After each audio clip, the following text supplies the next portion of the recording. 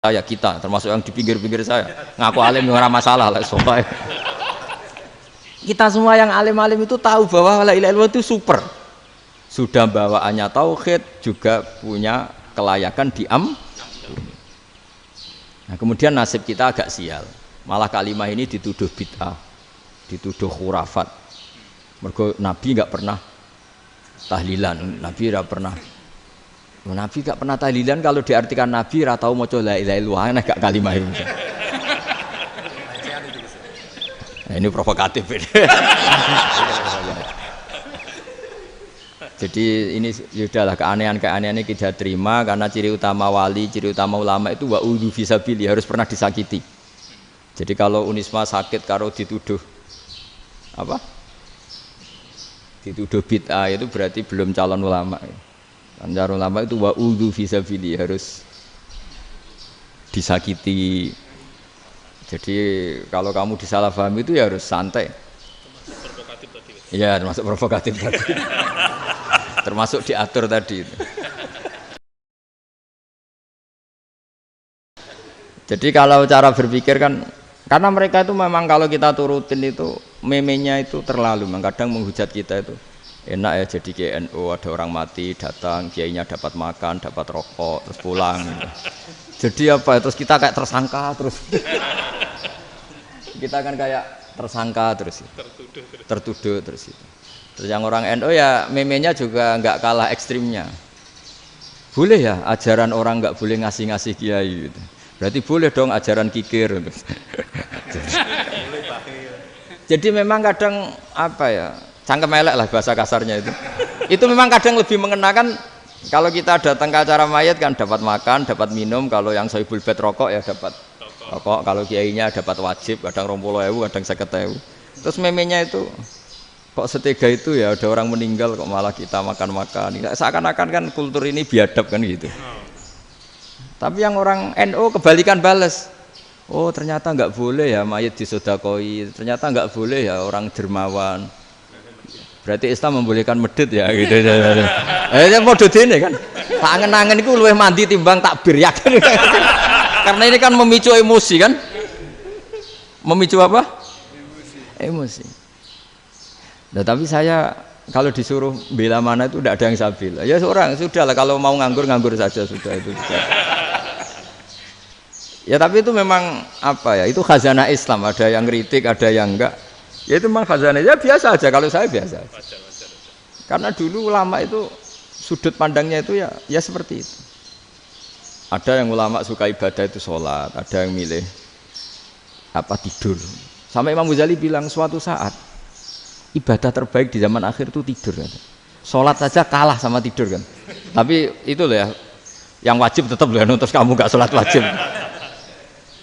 Begini beliau mencontohkan itu.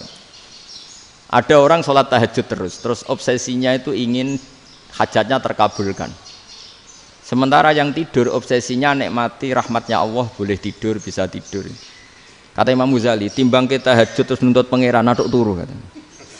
Mergo engko dia akibat terus setan memberi bisikan, "Loh nyatanya kamu tahajud ya gak terkabul." Berarti cerita bahwa Nabi ngendikan kalau doa tahajud mustajab enggak. Daripada ngono ki aduk turu ora tau ndonga. Timbang ngabri-abri Islam gitu, timbang ngelek-ngelekin apa? Islam. Jadi ulama itu mulai dulu itu sudah berpikir. Banyak orang menjadikan tahajud, sholat malam itu media untuk hajatnya. Dan kalau nggak kesampaian ini mutung. Nyalahkan kiainya ijazah ramandi. Macam. Daripada ngono ora usah apa? Tahajud turu. Dan jenis kayak ini tuh banyak. Makanya ulama kayak saya itu saenake dhewe itu ya jarak. Saya sering didolani muhibbin terus bilang, "Gus saya doakan gini-gini, saya mau nyalon bupati atau saya gini." Saya bilang, "Gak waduh orang donga, nak ramandi darane ulama dongane ramandi." Nak mandi kamu jadi bupati tetap nganggep karena beli. Sopo sing ora roh bupati saiki gak beli. Ribet kan? Ketika mereka jadi ngunsurkan doa kamu apa karena kemarin beli. Yang beli maksudnya, nggak beli nggak usah tersinggung. Jadi ribet ngadepin. Nggak, artinya gini loh, doa itu jangan dipakai begitu loh. Kalau minta nasihat, tak nasihati jadi bupati yang baik, gubernur yang. Kalau minta doa itu resikonya. Akhirnya kiai kalau diminta doa ya doa, sebenarnya diisinya itu gak doa kemenangan. Itu nggak selamat gitu. Karena ribet. Makanya Islam itu doa itu setelah iman. Aturan iman benar baru doa. Aturan iman benar termasuk Allah itu yaf'alu ma yasha, boleh melakukan yang dikehendaki. Allah nggak boleh terdikte oleh doa kita, nggak boleh. Ya saya ulang lagi ya, madzhab Hasan Asyadzili ini khas kita. Jadi la ilaha illallah itu didahulukan sebelum istighfar. Tapi kebalikannya madzhab Imam Sanusi itu dibalik. La ilaha illallah itu kalimat yang sakral. Karena yang sakral dibutuhkan muqaddimah, yaitu yang melafadzkan harus yang sudah bersih, yang sudah steril baru melafadzkan la ilaha illallah. Maka dalam madzhab Sanusiyah istighfar dulu baru la ilaha illallah. Nah, cara madzhab Abu Hasan Asyadzili kebalikan, istighfar itu sah setelah sahnya tauhid. Kamu ikut mana tuh? Asyadzili apa Sanusiyah? Alhamdulillah sama-sama tidak paham, ya sudah. Akhirnya sudah. Ya enggak kemana-mana kan gitu. Jadi apa ya? Terus ini saya teruskan, ini biar khas pesantren atau khas NU lah, kalau bahasa Pak Rektor khas NU. Ini Ben sampean tahu beberapa perbedaan itu lazim, halaman 24. Ya, halaman 24 sama 25. Tak baca, ini masih orisinil. An Sufyan bin Uyainah, ini juga gurunya Imam Syafi'i. Kata Sufyan bin Uyainah, beliau cerita, kana Isa wa Yahya alaihi salam ya'tiyanil qaryah. Fayas'alu Isa an syirari ahliha. Wa yas'alu Yahya an khiyari ahliha. Jadi Nabi Isa dan Nabi Yahya itu satu generasi, sama-sama masih muda. Kalau di satu kampung yang Nabi Yahya tanya, ini keluarga terbaik siapa? Saya mau nginap di situ.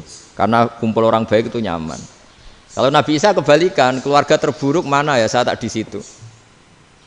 Nah terus akhirnya faqala lahu Yahya lima tanzilu ala syirarin nas. Kenapa kalau kamu bermalam kok malah kumpul orang-orang yang nakal?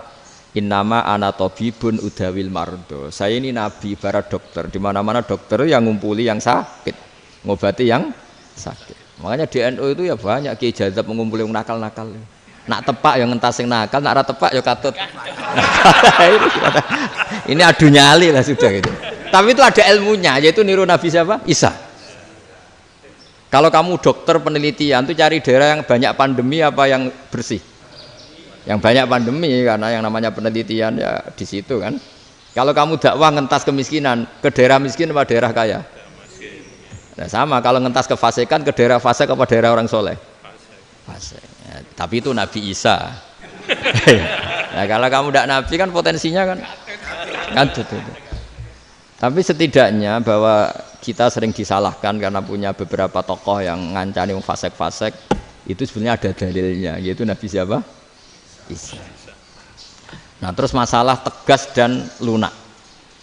Ketika ada mahasiswa misalnya pacaran, boncengan lanang dan perempuan, itu pilihan kita apa? Kalau tegas terus gak mau mendengar kita, misalnya gini contoh gampang, tak beri contoh Pak D, jangan orang tua, nanti secara fikih itu beda. Nah ini kan kita orang pesantren, nah, biasa ngaji fikih detail.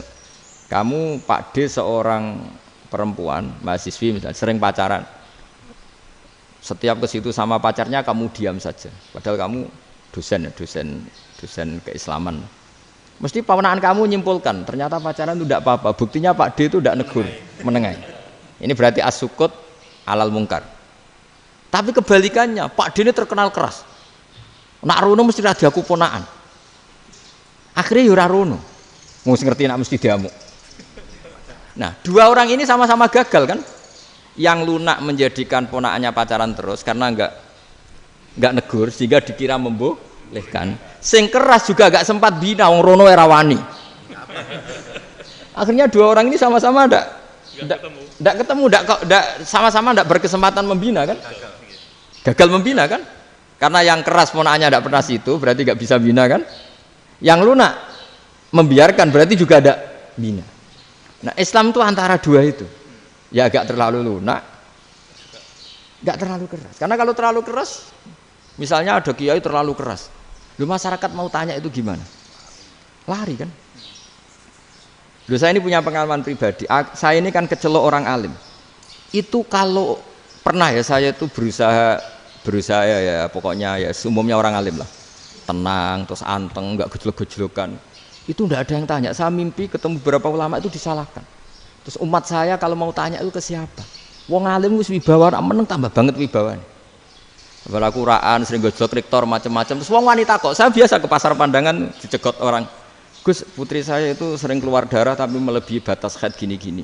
Kalau badhe sowan jenengan, gak usah sowan ning kene mbek ngadeg-ngadegan. Terus tanya, yang haid berapa hari, Gus?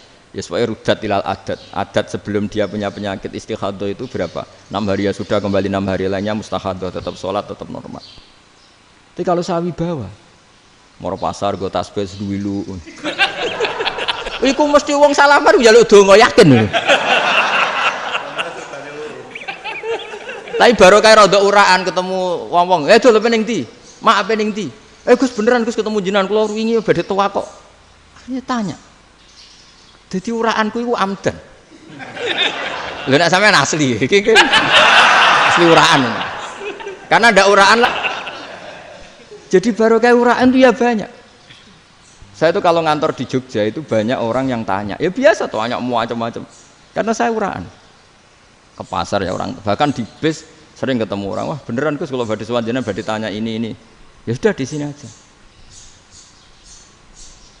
Jadi semua itu diilmoni. Nah, Nabi itu punya sisi yang dua-duanya jalan. Memang beliau luar biasa, dipilih Allah yang luar biasa. Nabi ketika wibawa itu banyak sahabat yang bahkan mengenali wajahnya aja tidak bisa. Ka'anna ala ru'usihim at-thair. Bayangannya seakan-akan di kepalanya itu ada burung yang takut terbang, saking antengnya. Tapi Nabi sekali mengeluarkan job, sekali santai, itu sahabat tanya itu sampai yang nggak pantas ditanyakan. Nabi saya tadi kumpul istri saya, tapi tidak inzal, itu wajib mandi ndak. Aro'aita law anna ahadana ya'ti imra'atahu wa lam yunzil. Itu ya ditanyakan. Nabi pun kumpul ya betul saged inzal sepundi. Guys betul lagi. Terus ya ada yang tanya macam-macam. Ya saking ada sahabat dipanggil Nabi tambah lari, dipanggil lagi tambah lari. Panjenengan nyeluk, oh pas kula kumpul bojo kula. Lah kula kuwatir jenengan orang suci, saya belum mandi, makanya saya lari. Nabi ngendikan innamal mukmin thahir, ya nak masalah ketemu kiai ra apa-apa ijek junub. Sementing kok nak salat ya adus sik. Tapi Nabi sekali pakai madzahirul jalal, tapi pakai wibawanya, itu orang enggak berani ngomong. Tapi sekali Nabi rileks, itu orang bisa tanya apa saja, termasuk halal yang enggak pantas. Ya, ada sahabat itu tanya lucu, tanya Maimunah. Maimunah itu ya cantik tapi sudah agak tua lah. Maimunah, ya umal mukminin, hukumnya ngambung bojo pas Ramadan piye? Wah gak roh aku, gak tahu diambung kan Nabi pas Ramadan. Tanya Saudah, wah malah ngarah diambung kalau Saudah itu kan wis tuwa itu.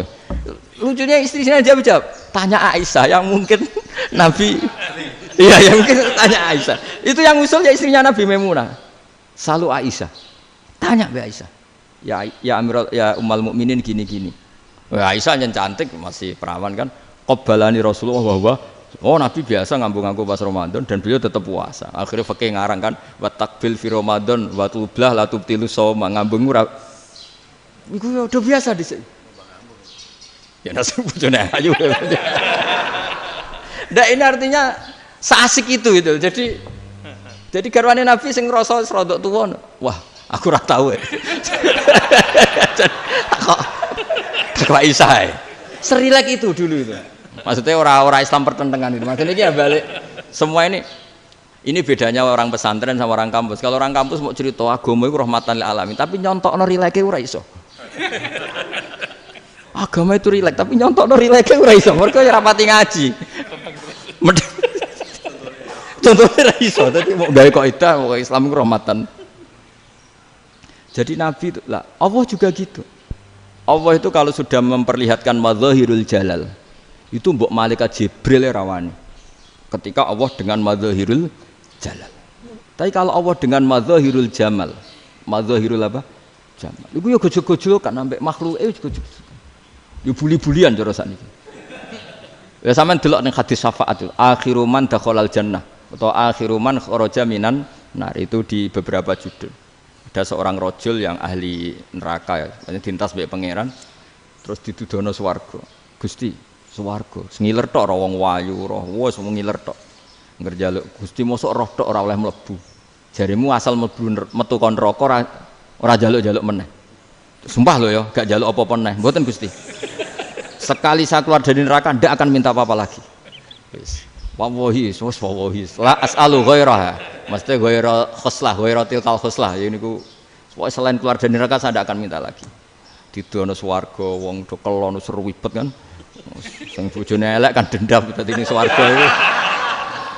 Swarga wis macam-macam. Gusti mosok roh tok. Ora oleh mlebu. Jarine janji ra njaluk meneh. Akhire ya wis didelokno neraka. Jadi pangeran jawabe gampang didelokno neraka.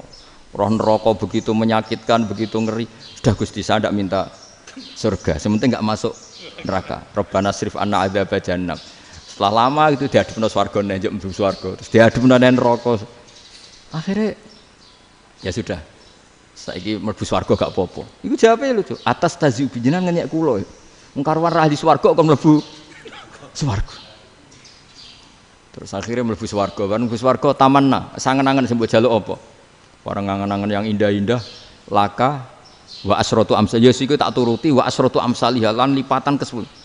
Jawabe wong lanang ya lucu. Atas taziubi wa anta rabbul alamin. Jenengan pangeran kok ngenyekan. Maksudnya wis karuan aku ora pantes.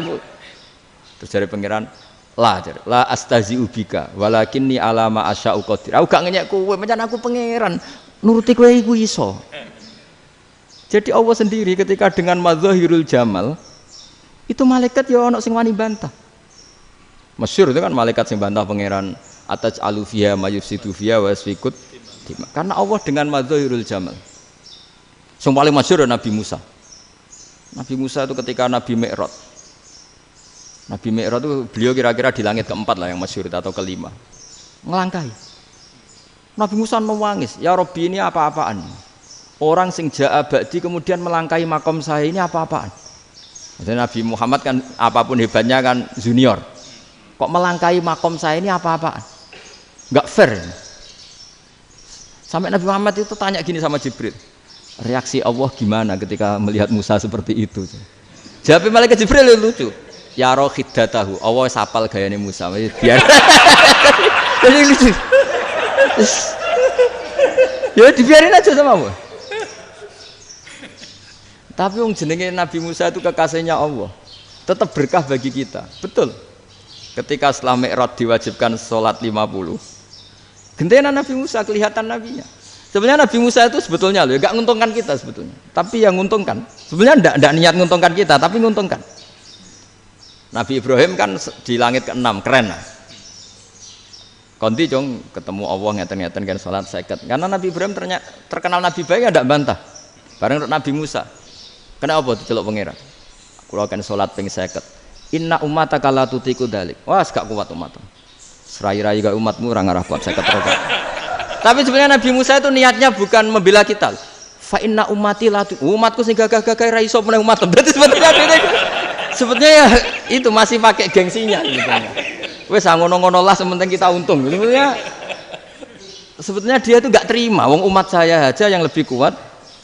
Enggak kuat apalagi umatmu. Lah terus sebutin irji ila rabbika fas'alhu takhfif. Itu berarti Allah dengan madzahirul jamal. Sudahlah, datang ke Allah minta keringanan. Allah itu baik. Minta, ambek Allah diringana mau 5 tok, jadi cek 45. Balik ke Nabi Musa, piro 45, cek ra kuat umat. Wong umat kowe ra kuat, dadi sebenarnya dia bilang umat kowe ra kuat. Lho cara Nabi Muhammad model wong Malang, yo beda umatku mbek umatmu. Ribet kan? Beda. Lho Nabi Muhammad kan enggak seperti itu kan? Enggak punya akhlak Malang kan, akhlak. Maksudnya akhlaknya mujur itu loh, akhlak yang baik gitu. Ya akhlak yang mujur, bukan yang malang gitu. Jadi Nabi ya manut. Tinggal 40 kan, dikurangi lagi 35 sampai 9 kali kan, masyhur itu. Ya kan kalau dikurangi 55 kan berarti turun naik kan 9 kali. Itu setelah 5 itu Nabi Musa aja usul, masih ragu. Itu cara Nabi munggah nentek. Ini entek ya. Terus iya doa tuntas betul. Bisa bebas. Terus munggah ado-ado lha opo? Ngapain itu? Akhirnya Nabi Muhammad sudah sampun ya kalimah Allah, saya ini malu sama Allah Musa. Sudah 9 kali dan diturutin terus. Jadi Allah kalau dengan madzahirul jamal itu Nabi Musa biasa nego sama Allah. Tapi ketika Allah dengan madzahirul jalal itu Nabi Musa enggak berani. Yaitu di hadisus syafa'ah. Hadisus syafa'ah ketika manusia datang ke Nabi Adam, ya tuna Adam. Ya Adam anta abul basar ngene isfa'li ana inda rabbik. Kamu saya minta mensafaati kita. Nabi Musa, Nabi Adam, inna rabbi qad ghadibal yawma ghadaban lam yaghdab qablahu mislah wa la yaghdab ba'dahu mislah. Ini Allah sedang murka besar dan tidak akan murka seperti ini lagi. Sudah saya tidak berani, nafsi. Nabi Ibrahim enggak, termasuk Nabi Musa ketika itu ya enggak berani. Karena Allah dengan madzahirul jalal. Itu Nabi Musa enggak berani. Sudah saya sendiri itu pernah salah. Yaitu saya membunuh seseorang yang enggak disuruh oleh Allah membunuh itu, yang pas jotosi orang Kipti. Akhirnya datang ke Nabi Muhammad. Pas ke Nabi Muhammad, Allah dengan madzahirul jamal. Dengan madzahirul jamal sampai Kanjeng Nabi ngendikan analah, saya akan memintakan syafaat kalian. Terus fa ahmadu rabbi bima hamida allamaniha rabbi. Saya muji Allah dengan pujian-pujian yang orang lain tidak tahu, hanya saya yang diajari, kata Rasulullah. Nah di sini menurut banyak ulama termasuk kitab yang saya baca, kenapa Muhammad sebagian namanya Ahmadu? Itu dari af'al tafdil fa Muhammadun Ahmadu min ghairihi. Muhammad Rasulullah itu kalau muji Allah di atas cara mujinya nabi yang lain. Jadi Ahmadu bukan dari fi'il mudhari' lil mutakallim tapi dari af'al tafdil. Fa Muhammadun Ahmadu min ghairihi. Bahwa Kanjeng Nabi Muhammad sallallahu alaihi wasallam itu cara mujinya Allah di atas pujian para nabi.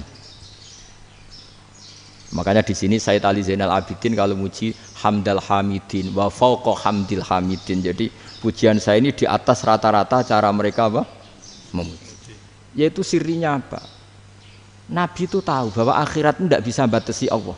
Kamu tidak bisa nyemprit Allah. Allah, ini akhirat loh. Amal sudah ada manfaat. Ingat itu. Tidak bisa seperti itu. Allah itu nggak bisa tunduk sama konstitusi yang bernama akhirat. Artinya Allah meskipun di akhirat tetap duwe hak yaf'alu ma yasa atau yaf'alu ma yurid. Nggak bisa kamu terus wah ini akhirat, amal ra iso dikirim wong mati, amal ra iso dikirim. Ya pangeran kok mbok atur. Kalau kita yang mengirimkan nggak bisa, tapi kalau Allah tetap bisa. Makanya ada kiai mengatakan kodok qadar ra iso dirubah, itu kamu. Makanya ada seorang kiai ditanya, kodok qadar iso dirubah sekali dicatat selesai. Jadi kiai tadi, tapi nak Allah iso. Dalile apa? Yang huwa ma yasha wa yusbit. Nak Allah ya iso, sing ra iso kan kita. Nah, Nabi itu tahu betul meskipun akhirat itu Allah masih bisa dinego saking baiknya. Akhirnya Nabi sujud, masyhur itu terus, ya Muhammad irfa' ra'sak wasal tu ta wasatu safa. Ismat sirahmu angkat. Kujo apa tak turuti. Terus semenjak itu Nabi minta apa? Syafaat. Artinya apa? Ketika Nabi lain berpikir bahwa akhirat ini membatasi amal karena sudah Nabi tahu betul kalau Allah tetap Allah yang enggak terbatas kekuasaannya, enggak terbatas rahmatnya juga saat di akhir.